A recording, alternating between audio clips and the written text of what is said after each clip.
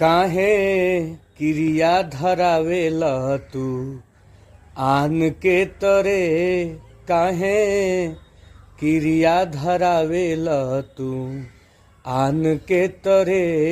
तोहके पुतरी में राखीला परान के तरे, काहे क्रिया धरावेल तू आन के तरे।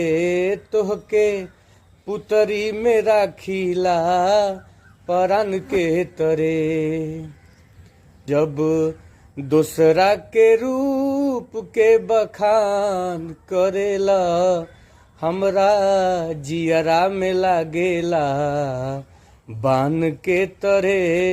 हमरा जियरा में लागेला बान के तरे। तोहके पुतरी में राखी